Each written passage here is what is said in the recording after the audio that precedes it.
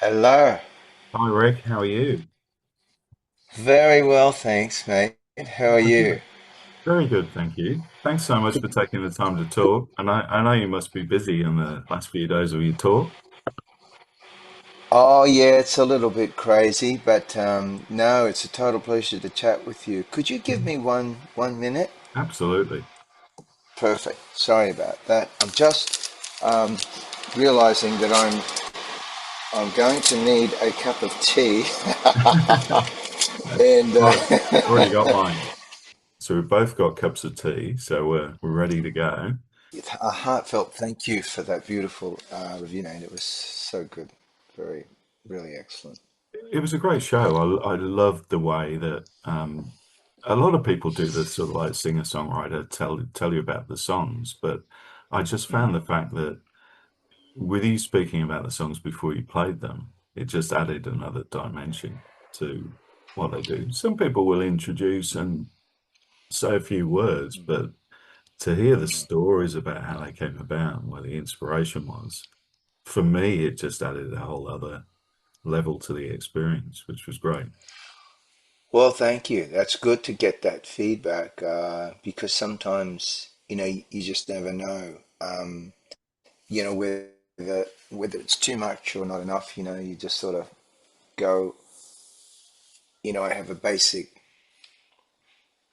kind of foundation of the stories, but I try to just embellish, Yeah. and keep them fresh and in the moment. So, it's good to know that connected. Thank you. I mean, it does. I think it's sort of like fascinating, and I do a lot of driving for work, so I've just been playing hometown back to back, Mm. front to Oh, front. wow. And I actually think, and I have now listened to everything you've put out. I think it's interesting for me because I think this and the gospel album you did are probably my two favorite Rick Price albums, Wow. which is not often you can say that to an artist, especially when you grew up with their early stuff, because Wow, man, nostalgia, that's huge. nostalgia sort of like seems to always win, I find, and Yes. and there was plenty of nostalgia. I wanted to sort of like start off though asking an unusual question. Well, I think it's Yeah. unusual anyway. It's about the song by the Left Bank, "Walk Away, Renee." When I was a kid, that Yes. song was constantly playing in the house, and it was just one of those songs that I didn't realize how interesting and intricate it was until many, many years later when I knew a bit more about music. But the thing that always got Mm. me was the descending chromatic bass line in it that sort of like seemed to add to the mystery of the song and also make it somehow sadder. Did, Yes. where did you first hear that song? Well, interestingly, I knew the song, it was in my, somewhere in the background. I would have heard it. I think it came out in 61, so that would have been the year, that was the year I was born. I think that's when it came out with the Left Bank. But then I heard like the Four Tops versions. Yeah, that was great. Yeah, That was good. But what happened was I heard a version by Ricky Lee Jones. Have you ever heard her yeah. version? I've heard a few. There's actually been more than you'd Yes, think quite a over the few. years. It's one of those sort of interesting songs. You're right. There's something very interesting about it. Um, and it's the chord structure and the melody, that descending line. It's just the way the song moves around in a very satisfying and interesting way. And when I heard Ricky Lee's version of it, I was just like, oh man, yeah, that's right. Gee, that's a good song. And I I just would, every now and then pick up the guitar and just sing the chorus or whatever. And when I went to Los Angeles to make my Heaven Knows album, I put a band together Yeah. with John Robinson, Michael Thompson, Neil Steubenhouse, and Claude Gaudet. Really, really amazing. Like John Robinson's Michael Quincy Jones' go-to Mm. drummer, and and you know, he played on Thriller, all the Michael Jackson stuff, and he's my you know, he's one of my favorite drummers, and I love the sound of his kit. And so I said, like, he's going to be my guy. And then I sort of consulted with him a little bit about some of the other musicians that we might use, and I'd been to LA a lot, so I knew this keyboard player Claude Godet, and this guitar player Michael Thompson had played on demos for me, and he's like phenomenal. And I knew it was going to be a mainstream pop rock record, so I picked the right guys, and we went into a rehearsal studio, and I said, I've got this idea for Walk Away Renee. And then Michael Thompson came up with all that great guitar stuff. Yeah. That's all him. And then when Wow. it goes into a different key for the solo and everything, that's all him. You know, I can't take credit for that. That was really his idea. So I just came with the song, and it came together at rehearsal. Yeah. Yeah, it's a timeless song and wonderful to hear your Mm. version.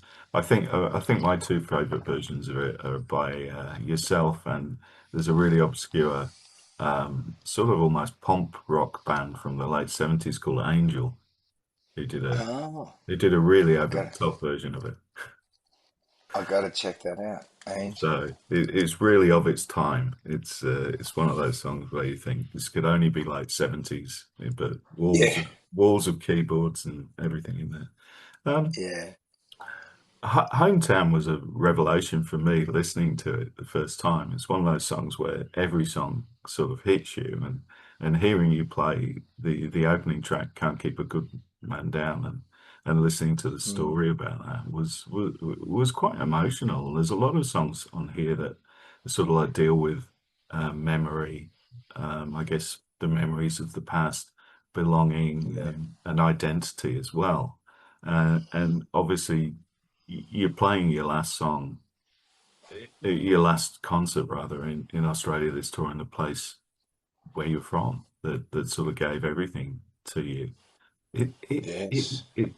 It's always been important. I mean, you're living in Nashville these days, but Mm. one feels that home will always be home.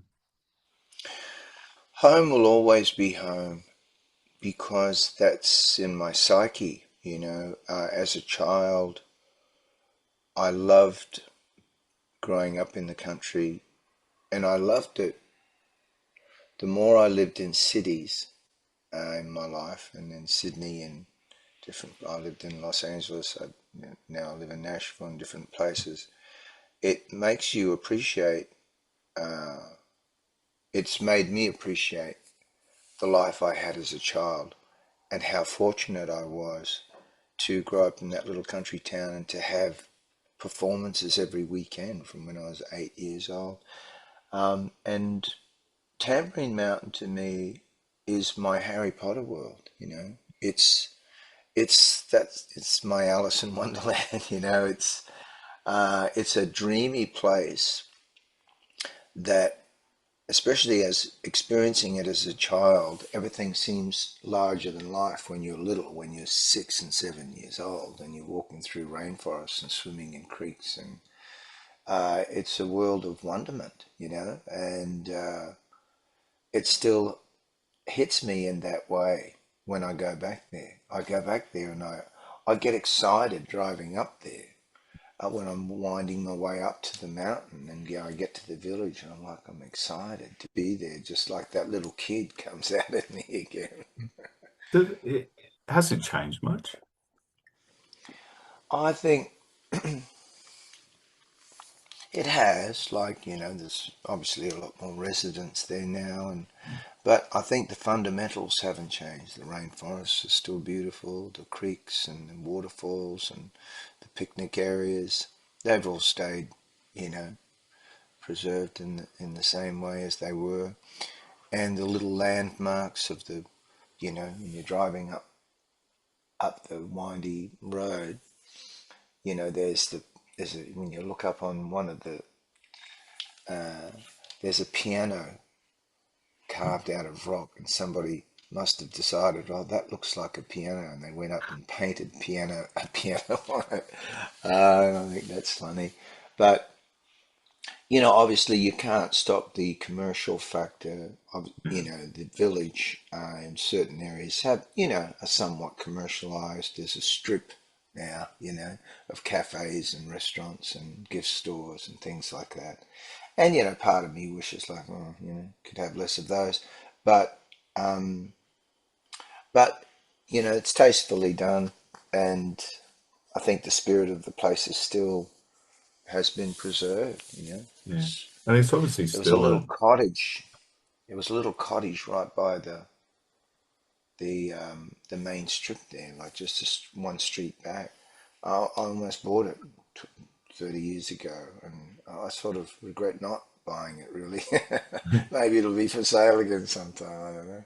yeah, yeah. And it's obviously a constant source of inspiration for you as well. I mean, like the whole album sort of like seems to sort of resonate with those sort of like memories and those wonderful days gone by. It sort of like really captures that essence. And Yeah, it got me thinking about my own sort of like town where I'm from, which was a small town back in the day that's completely changed now. that's it. Yeah, And the act of sort of like preserving those memories is I think what makes hometown so resonant for me as well. It sort of makes mm. you think, and you have your own connections and stuff like that as well. Is that what you set out to do, or is it just that you wanted to tell those stories? It's a combination of both. To me, music is about connection. Well, music is a mystical thing well, speaking from my own perspective, that I experience myself, in that it almost, to be honest, I can almost get teary about the experience of music, and like a sense of appreciation for it after 50, nearly 60 years of playing music. In a way, I picked up the guitar probably when I was, I think, about 5 or 6 years old, trying to work out chords, with my uncles and stuff. So I don't remember even starting music, but it's a magical thing, music, because it's a constant, there's a universal library of music that we tap into that's always fresh, always new, always spontaneous, never gets old, keeps on giving. There's a fresh idea in every second. And that's what's amazing about music for me. And making sure that I don't wander off your question. Um, and so for me, it's about, there's that thing that exists inside all of us, or inside me, shall I say, that I experience, and expressing that and connecting that with people, because it's really about the expression of that. Once you have that in your field of consciousness, then you can express it. And then you realize, wow, in the expression of that, whether it's story, sounds, music, whatever it is, people go, boom, and they get that. And they have their own experience of that, just like you're saying. So to me, when I go out and play, it's all about connection. So when I wrote, and taking people on emotional excursions that they ordinarily wouldn't go on. So they arrive at a club and find themselves deep into their own childhood, or deep into the relationship with their parents, or deep into some emotional experience. And that's the magic of it. So I suppose that's sort of the curriculum for me when I'm writing songs and an album. I think I'm going to dig into my own experiences and express those stories, and delight, I suppose, in the fact that people connect with that and they have their own experience. And though it is my story, so to speak, it becomes their experience. It becomes whatever they want it to be. And that, I mean, I don't think you could hope for a better design of connection, where you say, oh, it doesn't all have to be about me, it's just about my experience, and I'm expressing it to you, and then you have your own experience with it. But I've also found that it's hard to write songs to a certain design that you think might connect with people. I find I have to write my own stories, my own movies. The movies that are alive in me, they're the ones that I need to document and express, Yeah. because they're the only ones that really have any power. Otherwise, it leaves the station and it peters out. You know, it's like it doesn't have enough gas to get to the finish line. A song that doesn't have um, any original power in it. You know, Yeah. and that original power comes from my own psyche, my own childhood things. Like when I write about hometown, I'm just putting myself right back there in those childhood movies and expressing them, and then they connect. Yeah, and it works. What sort of feedback do you get at the end of a show like that from people? I mean, people obviously, your music's been a part of their life for quite a long time, but for me, watching a show Yeah. like that, which was nicely balanced between obviously the 30th anniversary of Tamborine Mountain, the earlier Mm. material, but also the new material that fitted in so well. Um, Yeah. do people just come and talk about the old days, or do you get a lot of feedback on the new material? I do get a lot of feedback on the new material as well, which is really delightful and encouraging. Um, a lot of people are connecting with the songs, like, say, You're Never Alone, or songs about my mother, or someone might say, gee, my dad was a bridge builder too, or I just lost my mum last year, and they'll cry. They'll stand there and cry, you know, because, or they might have lost their mum a month ago.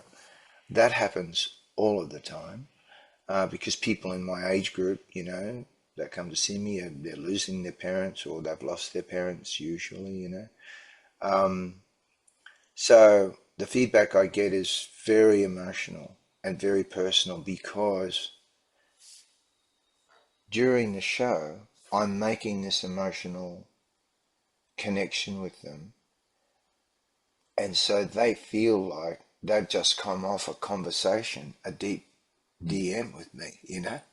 Yeah, So when they come to talk to me, they're already in that place, like we've been talking for an hour about deep stuff. And and you know, that's where that's where it is. That's where they meet me at the end of the show. And as I'm saying this to you now, I'm realizing it yeah, actually, no, you know. that just came to me as well as you were saying that. I thought that's exactly what it's like, and I It's think sometimes as well, you must listen to your old songs and find deeper layers of meaning in there as well. That I do. or someone will I have a do. conversation with you.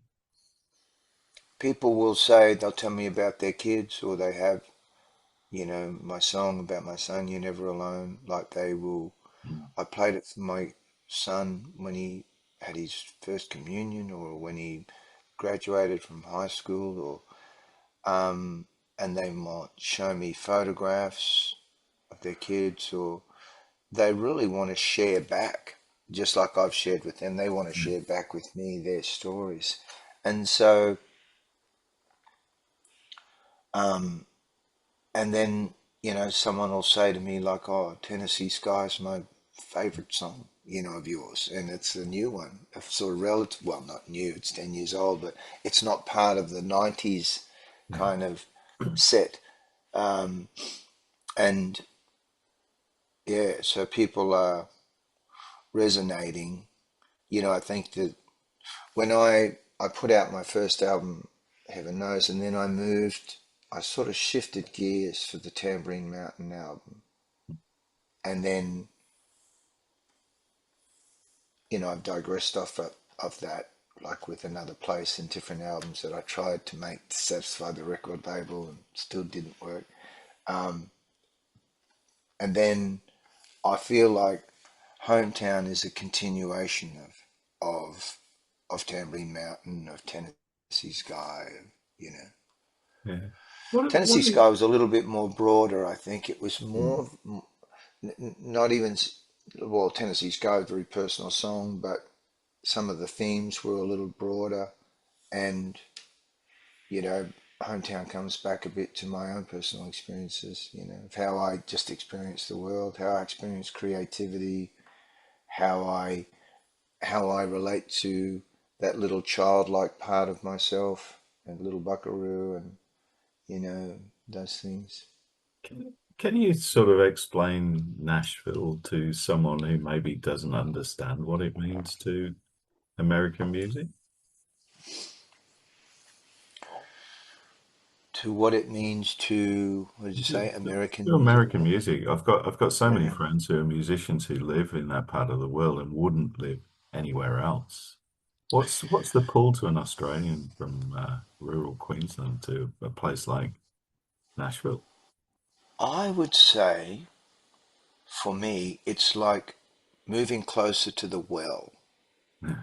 That's what it feels like to me. It's like I live on this sheep station, but and I'm funneled water, and I've been funneled water through the pipes for 50 years, you know, and we get nice quality water here at the station.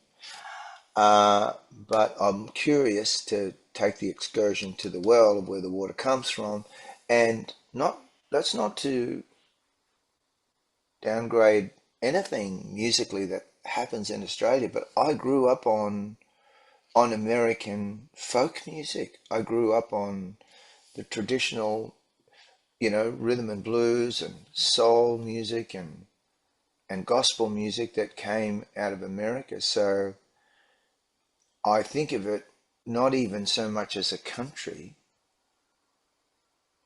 but just moving closer to the well a little bit for me. And I get to experience it firsthand because I work with musicians that are, it's in their DNA Mm. in a way, you know what I mean? They're so, it's so part of their culture, and you get to sort of experience that close up. Um, and I'm somewhat reluctant to talk about it too much because it makes, for fear of Australians thinking that I'm not proud to be an Australian musician or appreciate all the beautiful support I've gotten from this country. I'm just in awe of what I of being an Australian. You know, I just wouldn't trade it for the world. But you've got to be an explorer. You've got to take expeditions. You've got to take excursions. You've got to. You can't. You know, you can't just sit in. You can, but I think it's interesting to take those.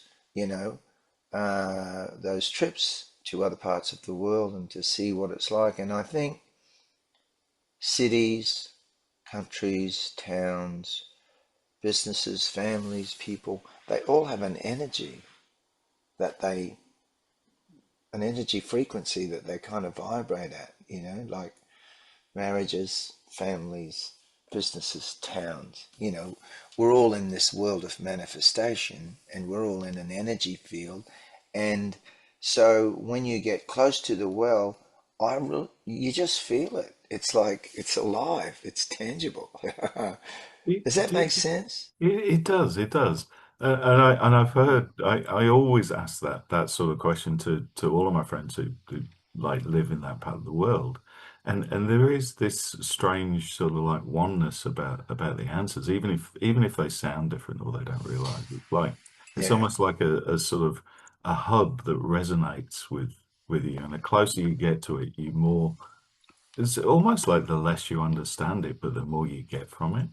It's Yes, it's very difficult to put it into words because words limit the experience. mm, yeah. And even though you could be very poetic in the description of it and very eloquent in the description, it still falls short of what the experience is because it's a felt experience. It's a that can't really be put into words. And I think it's just, but to try to put it into words is it's exhilarating and it's exciting and it's nurturing and it's interesting to be in that part of the world, kind of where that music was created, and to connect with people that are well versed in that. And look, I'm a hermit. I'm a recluse. I live in my house in Nashville. You think, but yeah, but you don't connect with anyone. I do because I I produce quite a lot of music and hire musicians and work with musicians on my own records and other people's records, and that's where I get to connect. And then of course I can go down the road and hear Emmylou Harris play at the Ryman, and or I can go to the Bluebird Cafe, or I could go, to the listening room, or I can go and hear concerts of people. And there's something about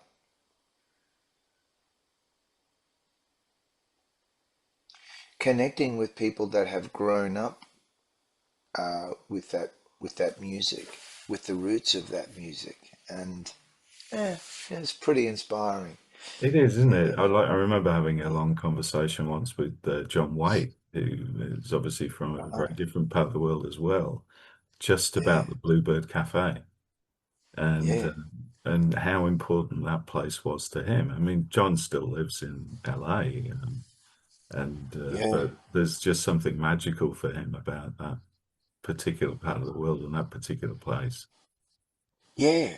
You can be sitting there, and some, um, you know, I was in the Bluebird Cafe one night years ago, and this very sort of skinny little guy, very unassuming, very quiet, very reserved, almost, like completely introverted, was asked to play a song, and he picked up the guitar. He said, "Oh, yeah, I wrote this song," and he played "I Can't Make You Love Me" by Bonnie Raitt. I don't know if you know that song, but Yeah. it's quite a song. And those things can happen, Oh, yeah, I wrote this song, and the whole crowd goes, "Oh my God, you wrote that song!"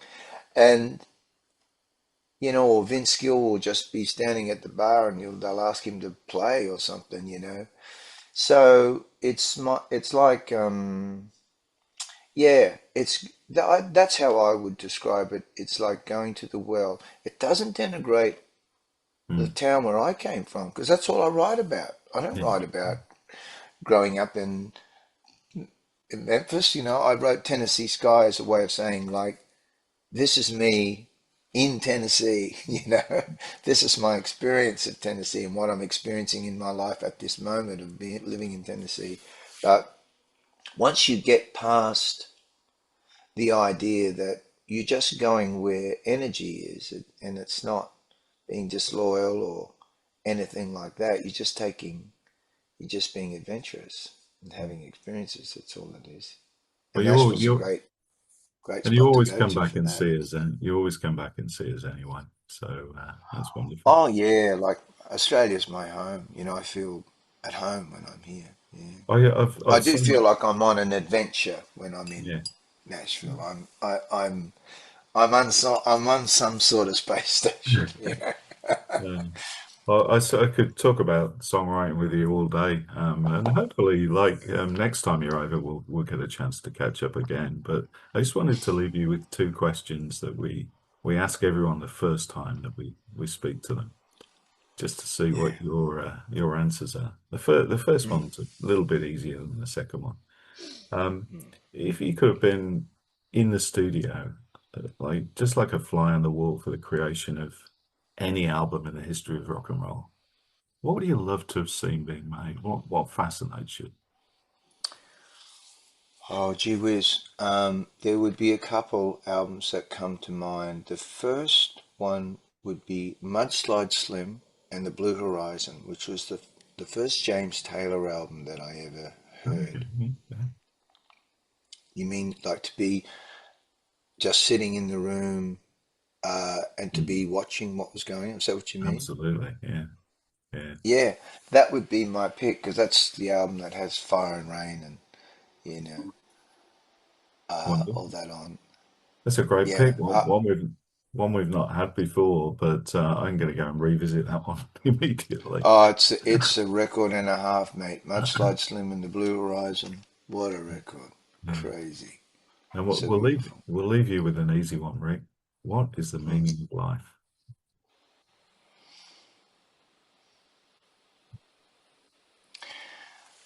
Um, what is the meaning of life to me? That's a good question.